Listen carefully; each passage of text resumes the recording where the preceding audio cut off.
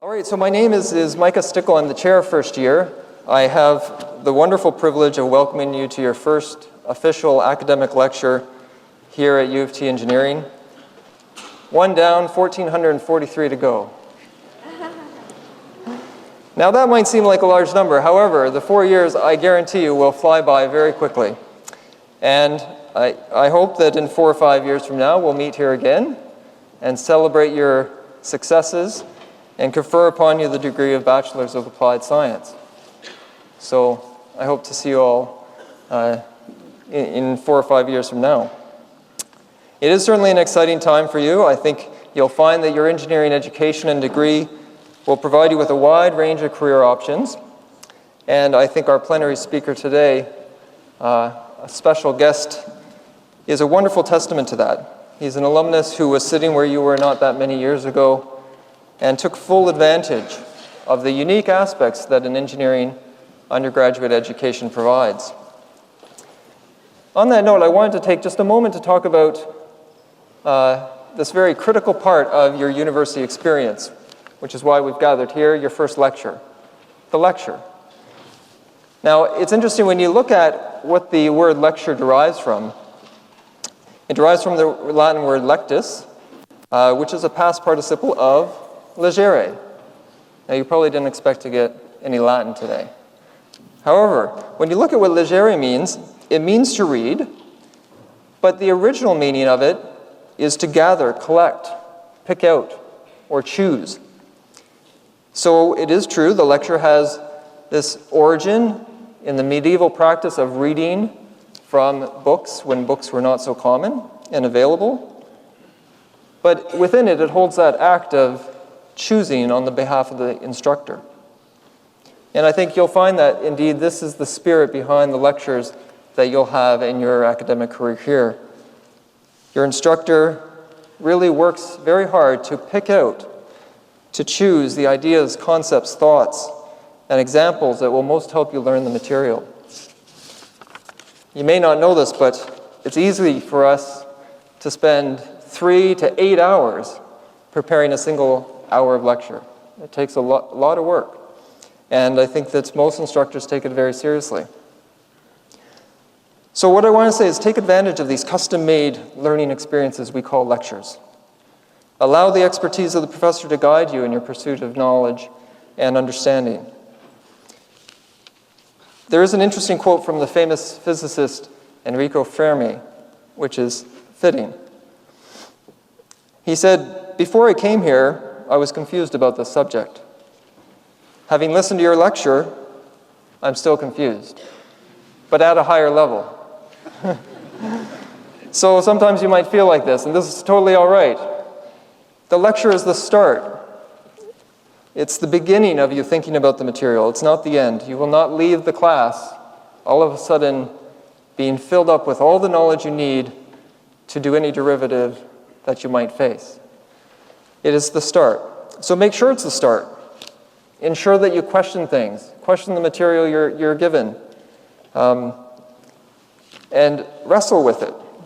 Discuss it with your friends, your peers, TAs, professors, anybody you can get a hold of. Talk about, what did you think about this? Does that make sense? What happens if you do this? Begin the process of learning. So take advantage of these great learning opportunities. And one last thing that I want to say is, while you're doing this, one very critical aspect of effective learning is to reflect on the process. So I think that you'll find that it's a change from high school, of course.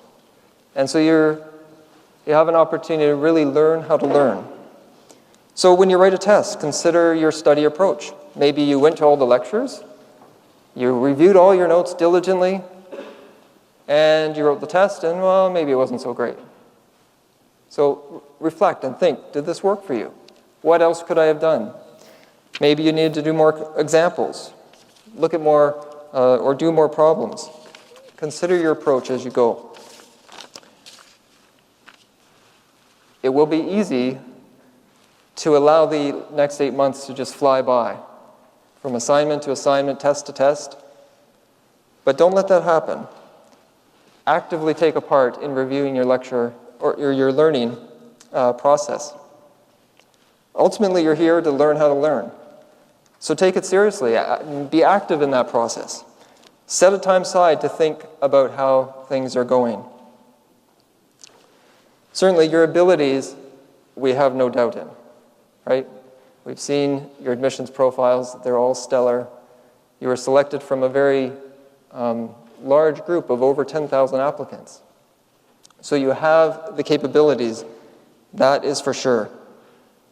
I think any challenges you might face will likely be more connected to your study habits, time management, and your ability to reflect and learn from your mistakes. So when you get that 60% on your first test, perhaps, reflect. Use that as a learning experience. And certainly we are here to support you. So the first year office in Galbraith 170, Lisa, Jennifer, Curtis, we'd all be happy to see you there. The door is open. If you have any questions, any needs, certainly we're there to help you.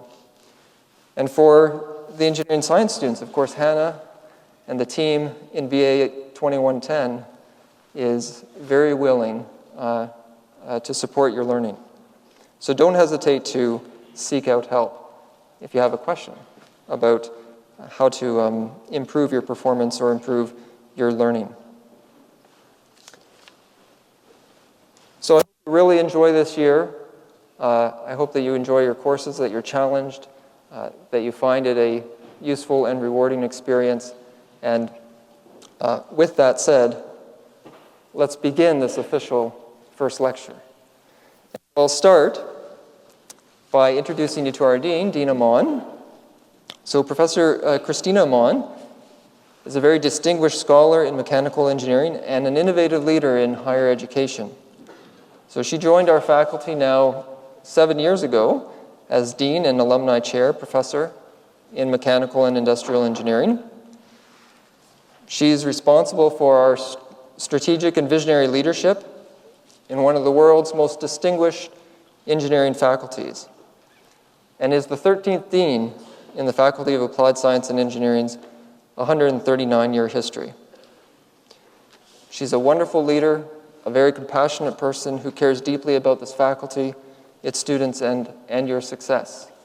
And she works very hard and encourages all around her to work really, to work towards the betterment of this faculty and the improvement of the experience of students. So please welcome me, or please join me in welcoming Dean Amon to the stage.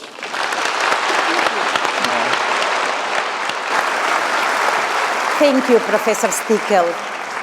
And good morning to the engineering class of 1T7, and for many of you, 1T7 plus PEY. I want to add my personal and warmest welcome to all of you on behalf of the faculty. And also, we are delighted that you have decided to join us here at the University of Toronto in engineering.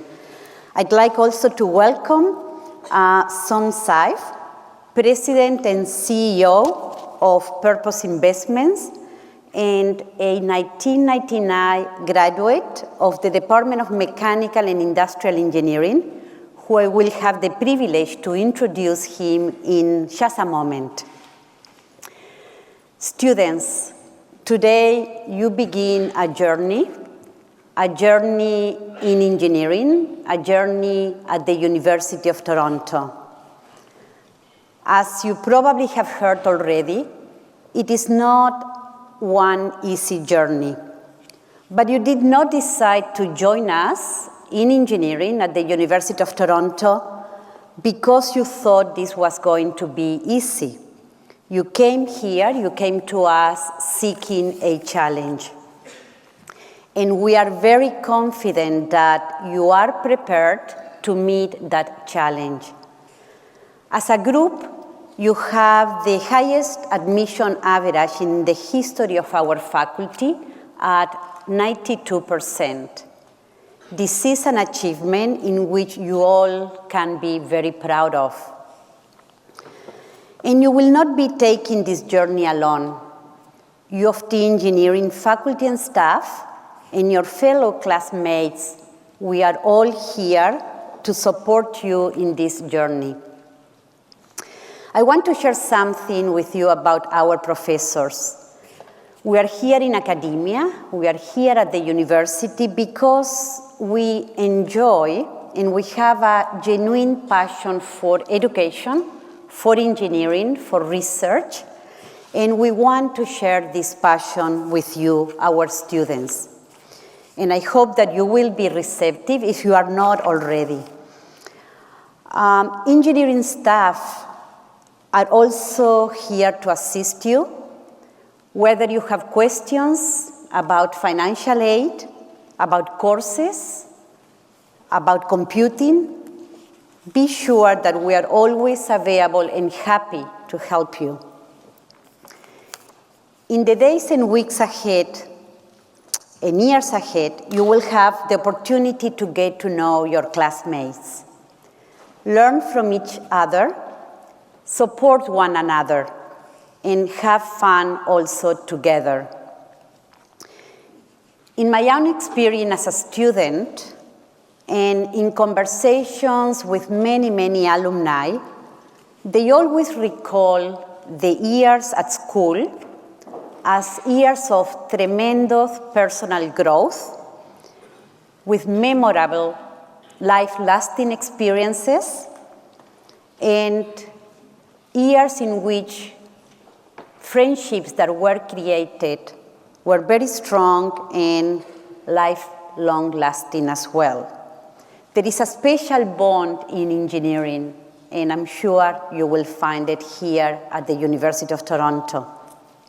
I trust your experience will be equally rewarding. If at any point your journey ever seems too long, or you lose sight of the goal, just picture yourself sitting here in this magnificent convocation hall, wearing your academic gown, your academic robe, with your family and friends watching you as you graduate from the #1 engineering school in Canada and one of the very best in the world. I truly hope that that image will remind you that it is all worth the effort, and a degree from U of T engineering will open you many doors and will give you boundless opportunities. And your potential is indeed boundless. We don't need to see or to look any farther than today's plenary lecturer, Sam Saif, who graduated from this faculty in 1999. Sam is a stellar example of the entrepreneurial, innovative spirit that makes U of T engineering so unique. When he graduated in 1999, he was hired by RBC as an investment banker. Despite his limited experience, he learned quickly, very quickly, thanks in part for the education that he received at U of T engineering. Sam is now the CEO and president of Purpose Investments Incorporated. Before then, he founded and he built Claymore Investments into a company with $6.5 billion in assets under management, the second largest provider of exchange-traded funds in Canada. In 2011, he was recognized for his vision and leadership by Coldwell Partners International with the Top 40 Under 40 Award. Also, Sam's generosity is boundless, and he also gives back to the community. He's a member of the Art Gallery of Ontario Corporate Advisory Committee, the Cancer Campaign Cabinet at the Sunnybrook Hospital Cancer Research Foundation, and he's a proud member of BIS School Committee in our own Engineering Alumni Association. Sam has been described as the personification of the new generation of Canadian executives. He tweets regularly. He's comfortable, as you will see, in front of a microphone or television camera, and he's not afraid to provide constructive criticisms to more established peers. He's also very careful to maintain a balanced life, integrating family and career, spending time with his family and playing his favorite sport, water polo. This is a valuable lesson to keep in mind as you embark on your own journey. And allow me to remind you of the many extracurricular activities and opportunities that you have here to enrich your experience by joining clubs, student organizations. I wish you my very best for the year ahead, and I look forward to talking with many of you in upcoming events. Next, please join me in welcoming our 2013 Plenary Lecturer, Sam Safe.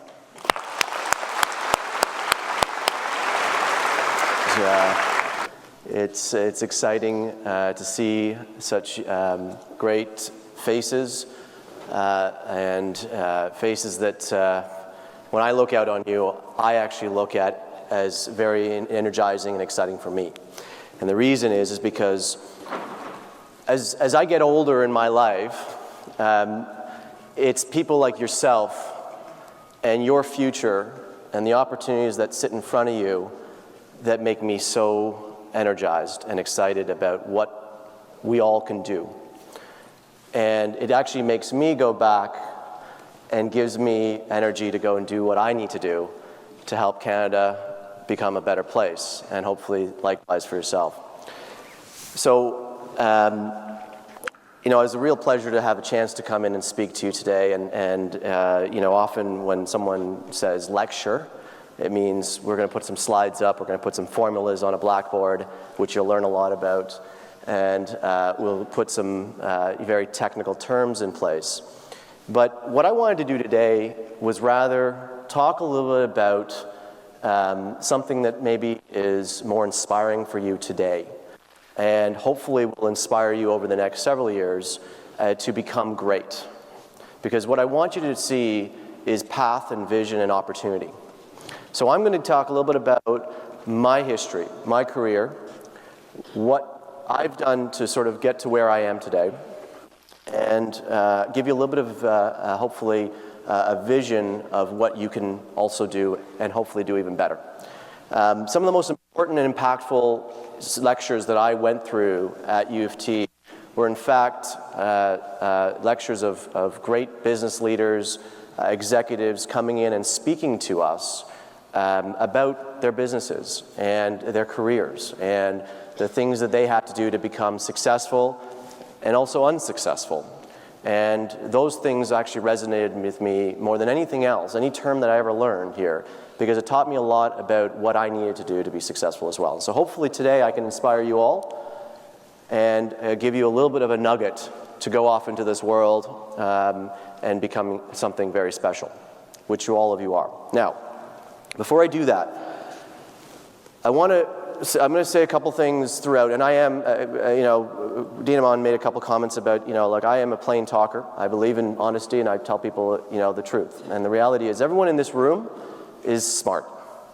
And you're all actually probably a lot smarter than I am. 92%, you know, is unbelievable. I didn't get those types of grades. But I'm going to tell you something. Being smart doesn't cut it. And it doesn't mean you will be successful. So get that out of your head. It takes a lot more than intelligence and grades to be phenomenally successful over your life. So you need to have a lot more in you. And you need to be willing to do a lot more. And over the next 4 years, you're going to be given opportunities that are going to be unbelievable to do that, to execute on that. But no one is going to do it for you. And that, I hope, will resonate with you, because what you have to realize is that no one is going to make you successful except for yourself. You're the only person that controls your destiny, and you alone have the opportunity in front of you. There's a lot of people in this world that take challenge of, well, I'll never become successful, I'll never get to that height, I'll never do those things. Well, look to the left and look to the right of you. And the reality is that every single person in this room has the same opportunity. It doesn't matter if you come from, if you were born in Canada or born abroad. I was born abroad. If you come from wealth or don't come from wealth. I didn't come from anything. It doesn't matter what opportunities somebody else has. It matters what opportunity you have and what opportunities you create.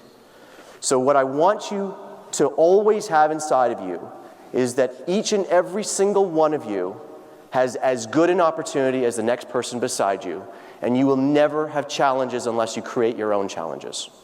Okay? And I hopefully will show you that, because I didn't come from anything. I created everything myself, and I had great success because I created that, and I went after it, and I wanted it.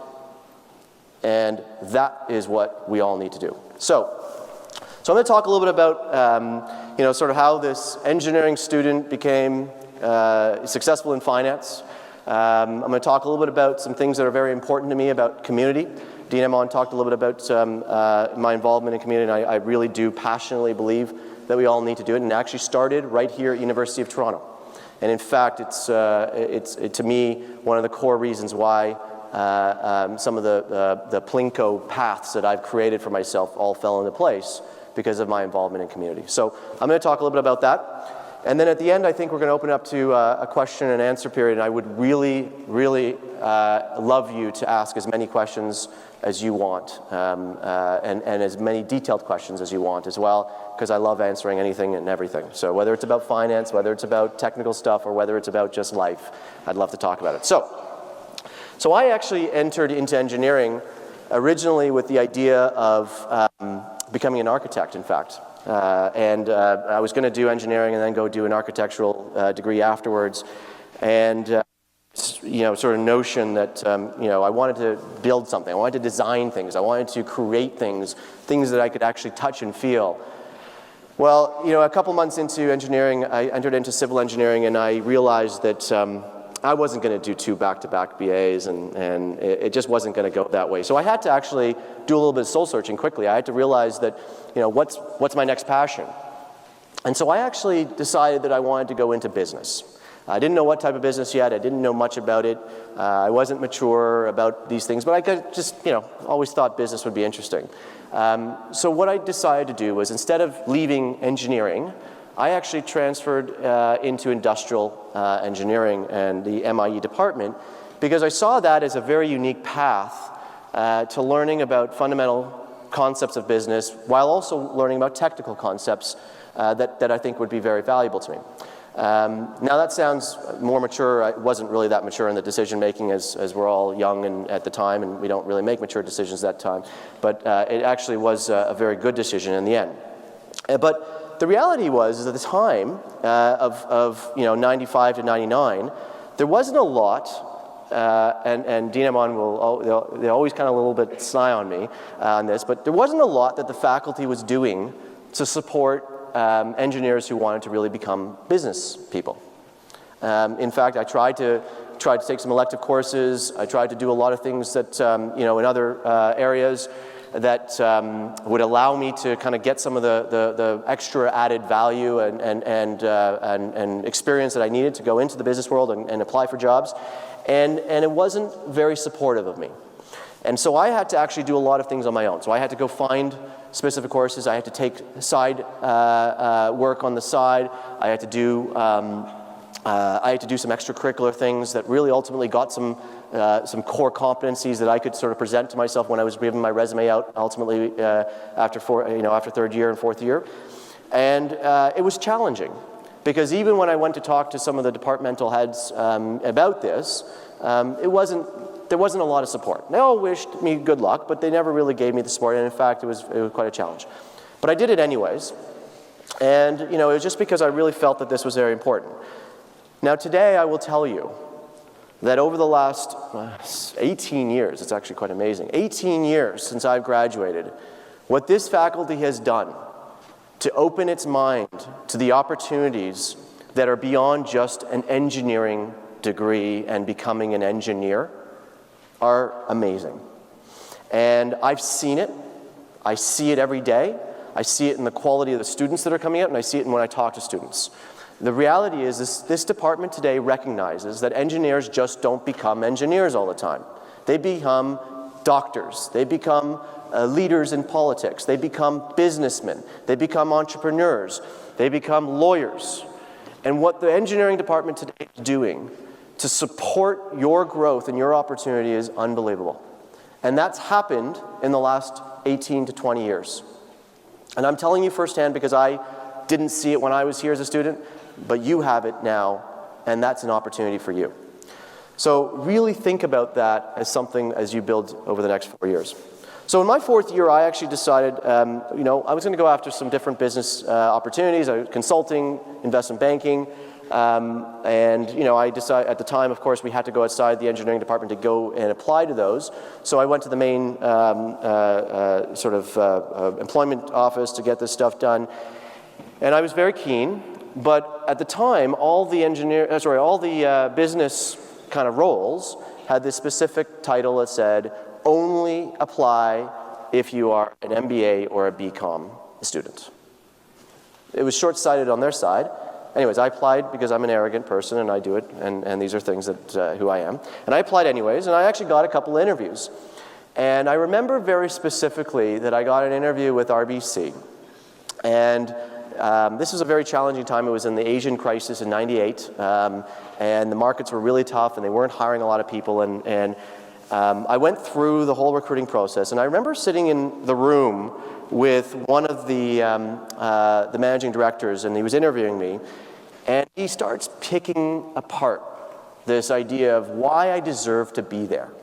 I'm an engineering student. Why should I be hired by RBC to be an investment banker? He looked at my courses, and I didn't have grades, guys. I mean, it's the reality of it, and I wasn't the most stellar student. I'll talk about that in a minute. But he picked apart a specific course. The only course that was really anything to do with business, it was called ABC Accounting, so activity-based accounting for engineers. And he picked a point, and I had a 76% in that course. And by the way, 76 in engineering is quite damn good. I was pretty proud of that, actually. That's the irony. So I'm sitting there saying, he's telling me, well, 76, this is terrible. I mean, how can you become a business, finance person if you can't even do accounting?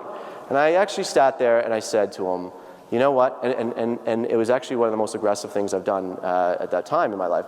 I sat there and I pushed back very aggressively. And I said, I don't know if activity-based accounting for engineers is going to ultimately apply much to my ability or say much about my ability to become a great investment banker. But I will tell you one thing, that why I deserve to be here is because I know how to learn. I am willing to learn, and I know I'm willing to work harder than anybody else to get to where I need to be successful with you. And you know what? The next day they called me and gave me the job. And that guy actually was the guy who really made the final decision. And it's because when they put me in a corner, I fought out of it. And I fought out of it because I basically said, what matters about engineering, and this is why I'm so proud of this, what matters about engineering is not about, the specific courses you take. It's not about the specific grades you get. It's about what you do over the next 4 years to learn. It's about what you do to drive yourself. It's about what you do to push yourself to become as good as anybody else. And you test yourself a lot you will test yourself a lot over the next 4 years. And that test is something that ultimately has helped me become more confident about who I am and what I'm willing to do. And actually, as I've gone into my ventures, become more successful. So, ultimately, I went off and I received this offer from RBC. I had my engineering degree in tow. I had no experience in finance. Actually, the only thing I ever learned about finance was an old TV show called Traders, which was the way I learned finance at the time. And it was great. They were sort of their beta test in many ways. They were sort of looking at me as this really high beta. If it worked out, it was going to work out wonderfully. And if it didn't, well, you know what? It's maybe a one-year test on a guy, right? So now I'd like to say that all of the courses that I took in engineering were hugely supportive for me in my career. You know, things like statistics and dynamics and ergonomics, all courses that you will ultimately maybe take in your 4 years here. Did they prepare me for where I am? Well, look, it's a bit of both. So absolutely, there are many courses here that specifically prepared me for life in business as an entrepreneur, specifically. Things like decision support systems. You learn a lot about game theory. Operational research programs where you learn a lot about how efficient and functional organizations operate for success. And resource modeling, where you learn about supply chain management and the importance of strategic planning in overall business. But in fact, every course taught me something. And what I realized was the most important knowledge that engineering provided me was this overall ability to learn and the analyze and solve problems. And you will learn a lot about that. And you will hear a lot about this idea that the ability to learn and ability to analyze and solve problems is something that people talk a lot about engineering in the long term. But what I think the core skill, as I said before, was this idea that engineering taught me how to learn, and more than that is what I am willing to do. And that to me is something that is invaluable, because when you go into life, having the confidence in your willingness to work hard, to put all the effort it's going to take to become successful, and know that when you fail, and by the way, you will fail a lot over the next 4 years, that when you fail, that you know that you could pick yourself back up and move forward. Going from an exam that you answer only 40% of the questions right, 40% of the questions in total, and you know you're there, believing that you will get less than 50% on this thing for certain and hoping that the bell curve will help you, and going to the next exam, that takes guts, and that takes confidence. And that confidence, in fact, is something that is going to be a huge skill for you in your future. And how you use that is going to determine a lot about what you can be, how successful you could be in your life. So it's not easy, but it's fun. So now as this investment banker, I was learning a lot. I was working with great companies. I had a great opportunity to work directly with CEOs, CFOs, the key executives of companies, and really understand how businesses operate. How people think strategically, how a company finances its operations, how companies think strategically about other businesses and how to compete against each other. And it was fun because I was dealing with these people firsthand. They looked at me, this young 20-something kid, as a bit of an advisor. And in fact, what I did was I actually started to become a trusted person for these CEOs, for these executives. And they started to look at me and say, we want to know what you think. We want to know how you think. We want to know what we should be doing. And that taught me a lot. It gave me the opportunity to learn much more about business than anything I'd ever done.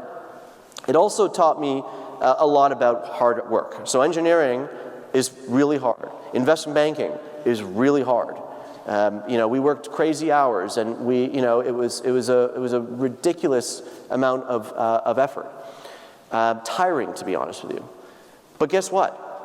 I loved it. And the reason I loved it was because I had just done it for 4 years previously. So it wasn't that much to me. Now all my colleagues and peers, they'd complain and this and that. I loved it. I was working 90, 100 hours a week, and my favorite was by Tuesday when I'd worked a 40-hour week already. And I loved it. It was great. And what else are you going to do when you're 20-something years old? You're single, you're young, you're energetic. What else are you going to do other than work hard? What am I going to do, go to the pub and drink? You can do that, or you can invest in your career. And I invested in my career. And in over 6 years at RBC, which I stayed there for, effectively I worked a 12-year career. Now, has anyone here read Malcolm Gladwell's book? I think it's not Blink, but the most recent one, sorry. Outliers, my apologies. And one of the most important things that Malcolm said in that was that one of the great determinants of great success over long periods of time is time. Time applied to your trade. And what you will learn is that more time working on something, whether that be, your jump shot, or whether that be, business, or whether that be school, or whether that be anything you do in life, well, the likelihood is you're going to be better skilled at that. And so in a very short period of my career, I got an enormous amount of knowledge gained. And lots of you will look at that and say, oh, I want to do more in my life. I want to do different things. And that's fine. But for me, what helped me accelerate my success and my path was that I applied myself in 4 years of engineering extremely difficultly, and in 6 years of investment banking, in 10 years, I got and gained in an experience that others gain over 20, 30 years. And that's quite amazing.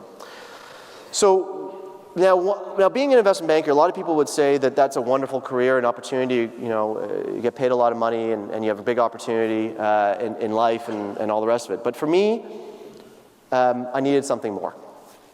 And I actually went through a very difficult period. I haven't talked about this, but I went into investment banking, and I grew up as a kid with this specific goal in mind, and that was money. I didn't come from money, as I said to you before, and I had always had this dream of having everything, flying around in jets, having a Ferrari, all the things that we all like, the material things in life.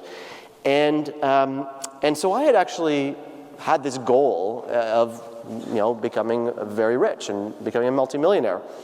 And now I was 25 years old, and I was making good money, and I was on a great path, and I was on the path to do all these great things. And I came home one night after working a crazy amount of hours, and I actually sat on my bed and I broke down. And I broke down because I realized that I wasn't happy. That I'm sitting here en route and in a path to everything I had achieved, my specific goal, but I wasn't happy. And I realized very quickly that I had set the wrong goal for myself. And this is a very empty feeling in life, when you realize that the goals that you've set for yourself are wrong. And I had to actually, deep down, reassess what I wanted in my life. And what I was able to think about was that what truly drove me, what truly made me feel good about what I was doing and want to work harder, to skip in my step and to attack the things I was doing better, was to see the ideas that I had move forward and come to fruition. To see the things I was doing actually become something. I go back to that earlier comment I said. When I went into engineering, I wanted to become an architect. I had this vision of becoming and building things. I loved the creativity and the idea of developing things and things that I could touch. Well, that was something that was important to me. And so now I was 25 years old, and I realized that's what I really needed to do. It wasn't money. And my mom told me something when I was a kid. She said to me, because when I was talking about architecture, by the way, if anyone else had thought about architecture, I'm sure you got the same advice, that don't go into because there's no money, and so I didn't. And my mom said something to me. She said to me, Sam, if you're good at something and you put it yourself to it, you always have the opportunity to make money in it. And I think that's one of the best advice I ever received. I never thought of it at the time because I was young, but I realized that money isn't a driving force. That comes if you're good. You'll become successful. You'll meet all your financial needs and goals long term if you're good at what you do. What matters is do what matters to you. Find a purpose. Find a reason why you go to work. Find a reason why you wake up in the morning. In fact, that's why my name of my new company is called Purpose, because of that specific reason. And it's important in life. So now this specific moment in my life was very important because what it did was it made me realize that I was in the wrong place. I stood up one day and I looked around the office and I said, who do I want to become? Whose job do I ultimately want to become? And I couldn't find anybody. I didn't want to see anybody that I looked at and said, that's the kind of person I want to be when I'm 40, when I'm 45, when I'm 50. And so I realized very quickly that I needed to get out of this business. And I set myself this, what I call a put, okay? And what I said to myself is that the day I turn 30, if I wake up and I'm still working at RBC, I'm going to go in and resign that very day. And the only reason I wouldn't do it is because if I'm en route to become CEO. But otherwise, I am going to resign that day. And so what did that do for me? It actually changed my perspective a little bit. It took complacency out of me. And complacency is a very important word to me because complacency, unfortunately, is going to be what's going to be many people's downfall. And if you let yourself become complacent in life, you will wake up one day and look back and regret not acting on things when you should have. So eliminate complacency in your life. I urge you to, in everything you do, whether it's a relationship, whether it's your business, whether it's your friendships, whatever it be, eliminate complacency. But what it did also was it made me open-minded. It now opened myself up to the opportunity and the idea that there's something else for me. And I had to actually start to think about this. So, I continued to work really hard. I applied myself the exact same way. I still looked at this as a great opportunity to really build and learn. But I started to keep my eyes and my ears open to the idea that maybe there's something different. And in fact, one day, one of my clients that I was covering, and I built a great relationship with them, called me up and we started chatting and I'd been working with them on this idea of expanding their business and building into a new area. And they said to me, Sam, why don't you go and build it for us? Why don't you do this for us? And I hadn't really thought about it, and I said, okay, well, that's interesting. 1 month later, I resigned, and I started Claymore Investments. And I built that business, I was 28 years old at the time. I knew nothing about, and the business I got into was investment management. I really knew nothing about it other than I had advised a bunch of investment management companies over the years. And I was now going to building an investment management business in Canada. So I was handed this blank piece of paper. And it was fun. And what I was able to do is I was able to sit back and say, okay, now that I've got this, what am I going to do? What's my business plan? And I actually stepped and looked at the industry, and I thought about what the challenges the industry faces today and what the next decade was going to look like. I also saw what are the opportunities for new entrants. And I built a business that looked at this from a more factual, technical basis. So one of the challenges I've always felt in investment management is that in Canada specifically, but broadly, is that investing is very expensive. And you hear about it in the papers, you read about it everywhere you go. Fees matter. And my view was that's a very important factor. But the second thing was also this idea that we can be smarter and better by being unemotional. And that goes back to my technical, quantitative thinking that comes from engineering, in fact. This kind of view that qualitative, quantitative, guess what? Quantitative actually wins more often than not. And the reason is because humans are emotional. And humans make emotional decisions that ultimately are some of the worst decisions you will make, especially in investing and in finance. So I built my business on this idea of low fees and very fundamental, factual investment management based on unemotional investing. And what ended up happening? I built one of the most successful investment management companies in Canada. We grew the business to $8 billion in assets over time. And it was the fastest firm in Canadian history to go from 0 to 8 billion in 7 years. Now, that was exciting. It was a wonderful experience. And what I was able to do with a clear vision is look at an industry and truly apply everything I had learned in my life and understand not what other people are doing, but rather look at it from the vision of what should we be doing? And that's a very important question. That goes back to this idea to analyze and solve problems. And unfortunately, most people in this world follow.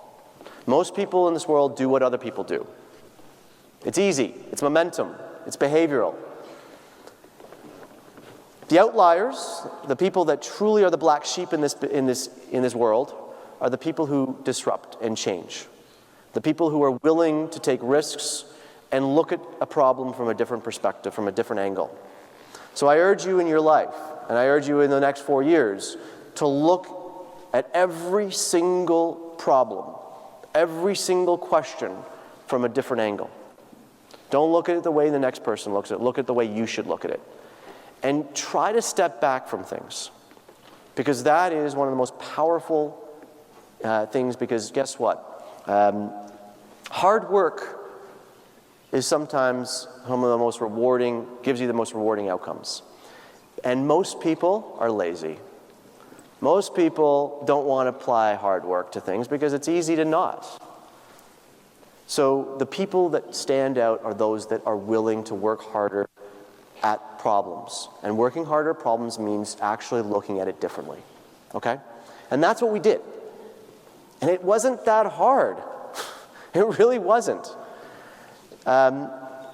Now, one of the things that's always difficult in life is, as a side point, I had a financial partner in my business. We had a decent relationship. But when you become a little bit of a disruptor in things, your relationship sometimes becomes stressful. And so what ended up happening for me was that my relationship with my partner became very difficult. And in the end, last year, I ended up having to sell my company because I didn't control it. I didn't control it, and I had a partner that I didn't want to work with anymore, and we had to move forward. So it's been a tough couple of years. I sold my company. It was a wonderful outcome. We sold it to the largest investment management company in the world. It says a lot when the biggest company in the world comes to you and says, you are valuable and you're important to us. And you know, when I look back on what we built, it was hard to let go of it, but I'm so proud of what we did. I'm proud of it because it was something special, and it was something that really contributed to society in many different ways. And when I look back at what made Claymore successful and myself successful in doing this, it again goes back to this idea that hard work was truly a defining difference for me. To be a great entrepreneur, and you will hear a lot of great entrepreneurs speak to you over the next couple of years, and you will read a lot about great entrepreneurs, and you will hopefully get inspired by different people. But to be a great entrepreneur, and I'm going to say something at the end about this, very importantly. To be a great entrepreneur, before you get into a business, you need to know what it is that you're willing to do. Because building a business doesn't happen overnight. Creating something different, doing things doesn't happen because, sometimes it does. Sometimes you build something and it just takes off, and that's great, fantastic, good for you. But the reality is the masses, the rest of us in the world, have to work for it, okay? And what you realize is that to work for it means that you have to actually understand what are you willing to do? What lengths are you willing to put and go to make it successful? And that's a very defining thing because I talk to young entrepreneurs all the time. I invest in young businesses all the time. And the most important thing to me in investing is not the idea of a business. It's the person. It's the people. Because the people truly define the difference. The people are what makes something successful or not. And the people make it successful because they're willing to do whatever it takes to make it successful. And that, to me, when I look back at what I built and my confidence to go and do that comes from, again, my time in investment banking and the effort I put into that, and my time here at University of Toronto to put myself and apply myself in many different ways. So don't think that the next 4 years are just about learning about technical things. The next 4 years are about learning about you. It's about learning about what you are, who you are, and what you're willing to do. And that will be a defining thing for you in life. It really will be. It'll allow you to have confidence to move forward in your careers. It'll allow you the confidence to do everything you want to do in life. And hopefully it'll help you understand a little bit more about yourself. Because you're all young. I was young too.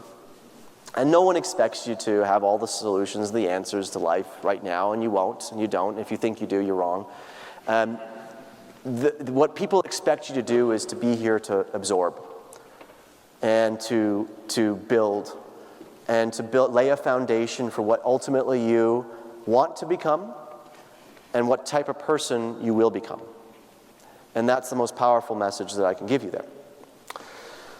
Anyway, so I sold the company, I left, I took some time, and I realized, what a young guy can do now. I was 36 years old when I sold the company, made a bunch of money, nice, I met one of the goals over there, but it didn't feel like I met a goal, it didn't matter anymore because it wasn't a goal anymore.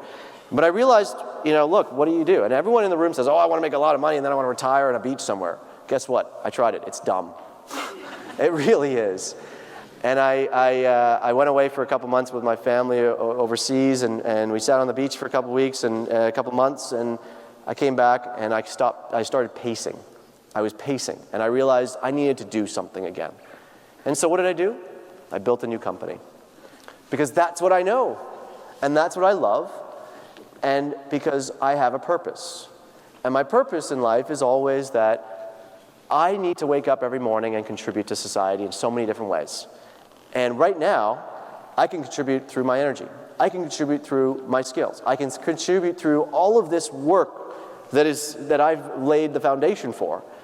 And it would be a waste for me, as it would be for you, to not do that. It would be such a waste in life for Canada, and hopefully the world, for a guy like me and people like you to give up and say, done. Because there is so much opportunity in this world, and there is so much need for change. And that's what ultimately everyone in this room should be thinking about. Okay? You can do more, and you should always do more. So I started up my new business. We've got a great mission in life, and we're going to build something even more impactful and even more impressive than what I built in the past, and with more of a social bent. So that's that. That's my career, where I am today. And I want to talk a little bit about something very important to me in my life outside of business. My family is very important, and I have all through these years been with a wonderful woman. She I met her in high school. I married her 12 years later. So she went through investment banking. She went through engineering with me as a girlfriend, and she stuck around. So that can happen. I don't recommend it. We did get married, and it was wonderful. We have 3 beautiful little girls today, and I'll tell you that's given me a different passion in life as well, a different reason to be doing everything I do in life. And it's actually, my wife bothers me all the time about this, but I said to her, I couldn't stop doing what I do because I want my kids to see what I do every day and see the effort that I put into life and into business and want to do the same. Because if they see me loafing around, living life and having fun, guess what? They're going to think the same way. And hopefully, you don't see your parents do that. You've grown up. I grew up with parents that had to work their tail off. They were immigrants. We came to Canada. They had to work their ass off to get to where they wanted to be in life. My mom worked crazy hours. My dad worked crazy hours. My mom would tell me I'd come home with a report card. I'd bring an 80 home, which didn't happen that often. But I brought it home, and when it did, she'd say to me, "Where's the other 20%?" That's the attitude that I grew up in. Okay, it was a loving family. My parents are one of the most beautiful and loving people in the world, but there was expectation. And that expectation, in fact, actually was a foundational thing for me. And so I want that for my kids. And so I need that. And you need to build that in everything you do. So I have this great family, it's wonderful, but on top of that, my family, I have great friends, everybody is cooperative to my life and what I need. And I've recognized that you need multiple things to make me happy. So all throughout my engineering, my investment banking, and my current life, one of the things that's always been important to me has been community. So I made the comment that we came to Canada as immigrants. My parents came here in 79, 80 from Iran, and they built their life here. And I don't know, I mean, I'm sure lots of people, I'm 100% certain, many people in this room will resonate with this story, but I look at that moment as very important to me because I find the idea of picking up your family and leaving everything you know and you've lived with and going to a far-off land and setting your roots down and building up a new life, meeting new people, setting yourself into society and culture as one of the most scary things in the world. And many people do it. And I find that amazing. And what that does, I think, for me, has always given me this idea that as a Canadian today, and as many of you are Canadians, our role has to be to make society more welcoming and integrative for everybody around us. Because there are so many new Canadians that are looking for us to help them integrate and be involved in society. And so community to me is so important because this community in Canada actually has given me this opportunity. The one thing that I had ahead of somebody else as an opportunity, and I said this earlier about everyone has the same opportunity, the one thing I had was I lived here in Canada. And that is amazing. And you will come to appreciate that over your life. Because where you were born today and where you grow up still is probably the most determining factor of what you can become in your life. And that's unfortunate, and that will change over the next 20, 30 years more than it ever would have changed over the last 20, 30 years. But it still is important. So being here was very important to me and being involved in community. So today, I'm involved in many community things, and I'll talk about that. But one of the things in engineering that I did was I actually got involved in many of the organizations at school. I got involved in something also called Big Brothers, which was very important to me. So during this crazy, curriculum that I was running in university, I also was the mentor of a young boy and worked with them for several years. I played water polo at University of Toronto. I captained the team for several years. I still play water polo very actively, and I did that all through this crazy curriculum that you guys are going to go through. And a lot of people actually were sitting there saying, why do you bother? Like, I also had a girlfriend who lived in New York, and we had to, communicate and get up there every once in a while. So I still had a girlfriend after a little while. And so life was not easy. And I always figured that, it doesn't matter. Sleep will happen on its own. What matters is that I'm doing these things. I loved being busy. And one of the people used to tell me, why would you do it? Why would you ever risk your marks for playing water polo? And I actually sat back and I said to them, you know why? Because it makes me a better person. And what you will realize is that, look, getting the best marks in school, that's really nice. And as I said before, you're all smart. But whether you get 75 or 85 or 95, there's some difference there. But what really matters is what type of person you are coming out of here.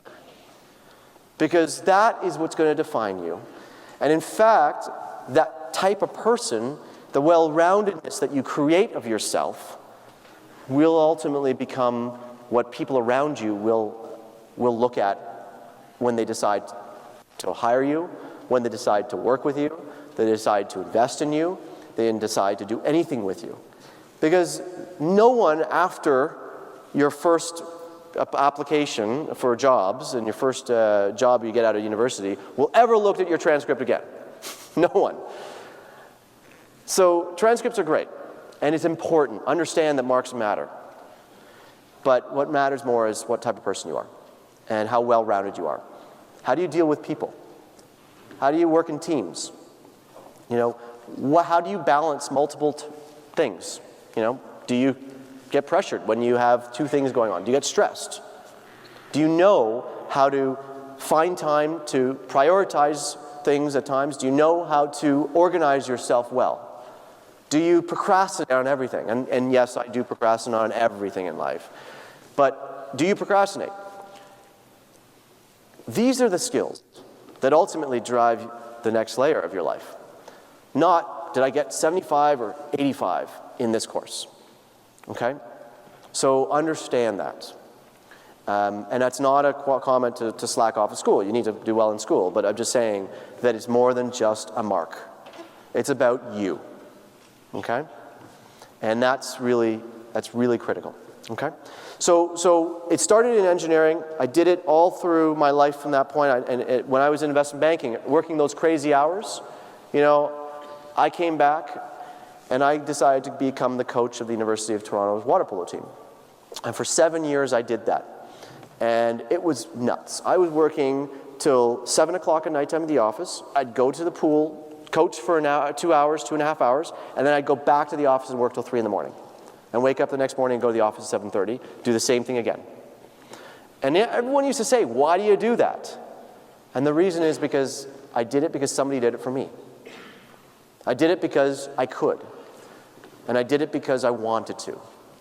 And what it did was it taught me a lot about myself again. It gave me a certain skill set. And it was important. And I actually ended up receiving the Arbor Award from U of T, which is a very prestigious award that hopefully every single person in this room will receive because of your commitment to the University of Toronto over your life. And that was a great accomplishment for me. I'm involved in Art Gallery of Ontario, very important to me. I'm involved in Sunnybrook on their foundation board. I'm involved in University of Toronto because, again, these are all very big passions for me. And what I've learned also in life is that some of my best friends, some of my best contacts, and some of my best business relationships have come through my community involvement. I just want to leave you with one last point, and that is that I am involved in the University of Toronto's engineering department because I believe that what engineering is doing today is amazing. Any institution is judged by the talent that it produces. And I think that this institution creates phenomenal talent. I've seen it. I see some of my peers every single day, and I see what they're accomplishing in the world. And I think you guys have an amazing opportunity, one that even I didn't have when I was at school here. And I hope that you take this and you do something with it. I hope that you look at life as good as anybody else, and you look positively and optimistically on everything that you do. Because every single one of you guys has as good an opportunity, if not better, than everybody around the world. And you have to take this. And I urge you to, because if you don't, it would be a shame. Okay? Make this a starting point and a springboard for what you want in life. And don't take anything for granted, because if you do, somebody else is going to take it away from you. Okay? It's as simple as that. If you don't do it, no one else is going to do it for you. Okay, so thank you. I would love to take Q&A.